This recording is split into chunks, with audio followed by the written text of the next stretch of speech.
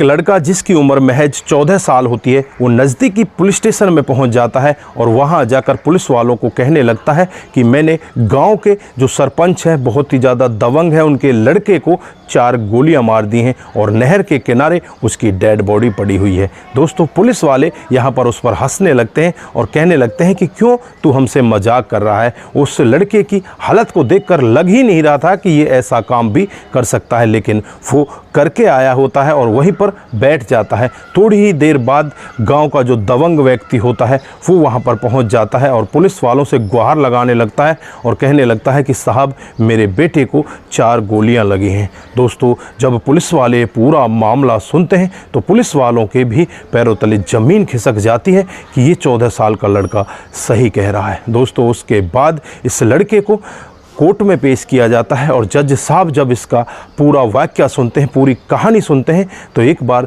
जज साहब की आंखों में भी आंसू आ जाते हैं। दोस्तों अगर आप भी पूरी कहानी के बारे में जानना चाहते हैं तो वीडियो को ज़रा सा भी स्किप ना करें, लास्ट तक वीडियो को ज़रूर देखें। दोस्तों आगे बढ़ने से पहले हमारी वही रिक्वेस्ट की जो हमारे चैनल के साथ नए हैं कृपया करके चैनल को फॉलो कर लीजिए, बेल आइकन को ज़रूर प्रेस करिए। नमस्कार, जय हिंद। आप देख रहे हैं APH न्यूज़ राहुल रावत के साथ। तो दोस्तों यहाँ पर एक फौजी साहब होते हैं जो रिटायरमेंट फौजी होते हैं, उनके 2 बच्चे होते हैं, एक लड़की और एक लड़का। लड़की की उम्र लगभग 16 साल होती है जो 10वीं क्लास में पढ़ती है और लड़के की उम्र लगभग 14 साल होती है जो 8वीं क्लास में पढ़ता है। दोस्तों घर से स्कूल की दूरी लगभग 1 से 1.5 किलोमीटर की दूरी होती है। वहाँ पर वो बड़े आराम से स्कूल जाया करते हैं। दोनों बहन भाई पैदल ही स्कूल जाते हैं और शाम को जब उनकी 2 या सवा 2 बजे के करीब छुट्टी हो जाती है तो अपने घर आ जाया करते हैं। दोस्तों धीरे धीरे इनका समय बीतने लगता है। एक दिन का वाकया होता है जब लड़के के पेट में दर्द हो जाता है और वो स्कूल जाने से मना कर देता है कि आज मेरे पेट में दर्द है, मैं स्कूल नहीं जा सकता। इधर जो यहाँ पर लड़की होती है वो अपना बैग कंधे पर टांग कर अकेले ही स्कूल जाने लगती है और वो स्कूल पहुँच जाती है। जैसे ही शाम को स्कूल की छुट्टी होती है 2 बजे के करीब तो वो अपने घर को वापस आने लगती है। रास्ते में वो आधा ही रास्ता पार करती है, तभी वहाँ पर उस गांव के दबंग सरपंच का लड़का वहां पर पहुंच जाता है। दोस्तों ये पूरा वाकया सुनकर पुलिस वाले उस बच्चे को गिरफ्तार कर लेते हैं और गिरफ्तार करके उसे कोर्ट के अंदर पेश करते हैं। जब जज साहब के सामने ये खड़ा होता है तो वहां पर जब ये अपनी अपबीती बताता है तो हर कोई व्यक्ति इसकी अपबीती को सुनकर एक बार सोचने के लिए मजबूर हो जाता है कि आखिरकार इस बच्चे की बहन के साथ में कितना घिनौना काम हुआ और इस बच्चे ने जो किया वो क्या सही था या गलत था। दोस्तों यहाँ पर जो ये 12 साल का लड़का होता है वो एक दिन स्कूल नहीं जाता, उसकी बहन अकेले ही स्कूल चली जाती है। जब वो वापस घर लौट रही थी तभी रास्ते में दबंग सरपंच का लड़का उसके पीछे बाइक लेकर आ जाता है और बाइक से हॉर्न देने लगता है। उसकी साइड में आकर बाइक रोक दी जाती है और उस लड़की से कहने लगता है कि मैं तुम्हें घर छोड़ देता हूँ, आइए मेरे साथ बैठ जाइए। वो लड़की बेझिझक बैठ जाती है और उसके साथ चलने लगती है। जैसे ही थोड़ा सा रास्ता तय किया जाता है तभी दूसरी तरफ वो बाइक मुड़ जाती है। लड़की यहाँ पर उसे रोकने का यत्न करती है कि तुम कहाँ पर लेकर मुझे जा रहे हो, मुझे तो घर जाना है, तुम तो जंगल की तरफ जा रहे हो। यहाँ पर वो लड़का पिस्टल निकालता है और उसे दिखाते हुए कहता है कि सारी गोलियाँ तुम्हारे अंदर उतार दूंगा अगर तुमने कुछ भी यहाँ पर कहने की कोशिश की। दोस्तों उसके बाद वो लड़का उसे जंगल में ले जाता है और लगभग 2 से 2.5 घंटे तक उसके साथ में घिनौना काम करता है। बंदूक की नोक पर उसके साथ में रेप करता है। दोस्तों 2.5 घंटा बीत जाता है। इधर जो घर वाले होते हैं बहुत ही ज़्यादा परेशान होते हैं। जो भाई होता है 14 साल का वो भी बहुत ज़्यादा परेशान होता है। परेशान होकर वो इधर उधर ढूंढते हैं। थोड़ी देर बाद ही बहन वहाँ पर पहुँच जाती है। दोस्तों पिता, माँ, भाई सब इकट्ठे हो जाते हैं और पूछने लगते हैं कि तुम इतने टाइम कहाँ रही थी, तुम्हारे साथ में हुआ क्या है। तब वो अपनी अपबीती बताती है और कहने लगती है कि इस तरह से दबंग सरपंच के लड़के ने मेरे साथ में ऐसा काम किया है। दोस्तों यहाँ पर माता पिता की आंखों में आंसू रुकने का नाम नहीं लेते। जो पिता होते हैं नज़दीकी उन मेंबरों के पास पहुँच जाते हैं जो पंचायत में और भी मेंबर होते हैं। पंचायत का आयोजन किया जाता है। अगले दिन जो 10 बजे पंचायत जुड़नी होती है, गाँव के अंदर पंचायत जुड़ जाती है और पंचायत में सभी लोग आपस में बातचीत करने लगते हैं और यहाँ पर उस लड़के को भी बुलाया जाता है जो दबंग सरपंच का लड़का होता है, इधर इनका भी पक्ष रखा जाता है।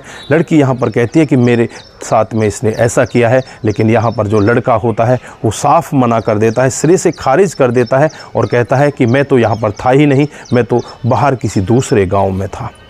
दोस्तों यहाँ पर पंचायत भी उस लड़के के साथ ही होती है। यहाँ पर कहती है कि ये गांव में था ही नहीं तो इसके खिलाफ कैसे मामला बनता है, आप लोग झूठ बोल रहे हो। इस तरह से उन्हें वहाँ से भगा दिया जाता है। दोस्तों पिता बहुत ही ज़्यादा टूट जाते हैं। अब वो करें तो क्या करें, उनकी बेटी के साथ में तो गलत हुआ है। नज़दीकी पुलिस स्टेशन में पहुँच जाते हैं, पुलिस वालों से गुहार लगाते हैं कि इस तरह से दबंग सरपंच के बेटे ने हमारी बेटी के साथ में इतना घिनौना काम किया है, आप लोग उन्हें गिरफ्तार कर लीजिए। लेकिन यहाँ पर भी कोई एक्शन नहीं होता। पुलिस वाले भी यही कहते हैं कि जो आपकी पंचायत ने फैसला लिया है वो बिल्कुल उचित फैसला है, आप यहाँ पर फालतू फंड में ही इसको बदनाम कर रहे हो। दोस्तों पिता यहाँ पर चुपचाप अपने घर आ जाते हैं और कुछ भी नहीं कहते। जब पिता घर आते हैं, जो 14 साल का बेटा होता है वो पिता से बातचीत करने लगता है, पूछने लगता है कि पिताजी आज हुआ क्या है, क्या पुलिस वाले इस लड़के को गिरफ्तार नहीं करेंगे। तो यहाँ पर पिताजी कहते हैं कि बेटा पैसों वालों की चलती है, यहाँ पर दबंग लोगों की ही पूछ है,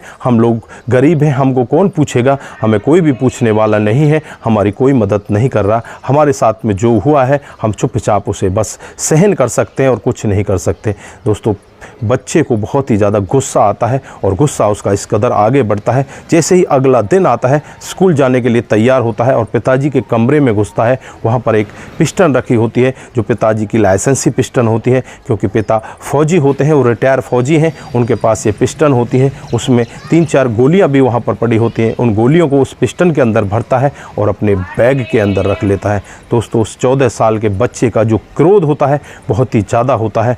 वो अपनी बहन के साथ स्कूल जाने लगता है, लेकिन रास्ते में ही वो रुक जाता है और कहने लगता है कि मैं अब स्कूल नहीं जा सकता, मेरे पेट में बहुत तेज़ दर्द है, मैं वापस घर जा रहा हूँ, मुझे डॉक्टर से दवाई लेनी है। दोस्तों बहन सीधे स्कूल चली जाती है और यहाँ पर जो लड़का होता है 14 साल का वापस घूमने लगता है और उस दबंग सरपंच के बेटे को ढूंढने लगता है। चारों तरफ उसे ढूंढता है, लेकिन कहीं भी उस दबंग सरपंच के बेटे का अता पता नहीं लगता। फिर गाँव का ही एक व्यक्ति उसे बताता है कि वो तो खेतों की तरफ गया है। फिर ये लड़का 14 साल का खेतों की तरफ जाता है। वहाँ पर जो एक नहर होती है उसके किनारे वो नशे में इतना ज़्यादा धुत होता है, नशे में पड़ा होता है। यहाँ पर जो ये 14 साल का लड़का होता है अपनी पिस्टल निकालता है बैग से और ताबड़तोड़ उसके ऊपर गोलियाँ चला देता है। 4 गोलियाँ वहाँ पर चलाई जाती हैं और गोलियाँ चलाने के बाद वो खुद नज़दीकी पुलिस स्टेशन में पहुँच जाता है। दोस्तों जब जज साहब भी ये पूरा मामला सुन रहे होते हैं तो एक बार के लिए जज साहब की आंखों में भी आंसू आ जाते हैं।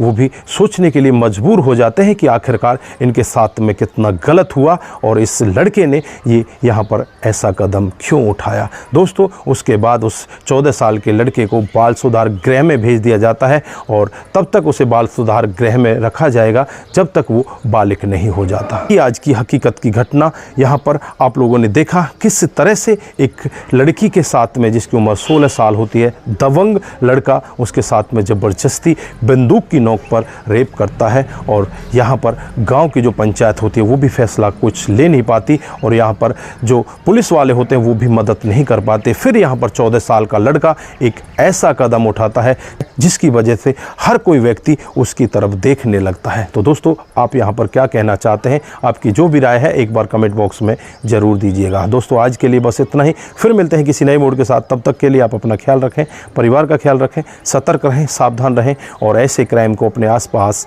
ना होने दें। नमस्कार, जय हिंद,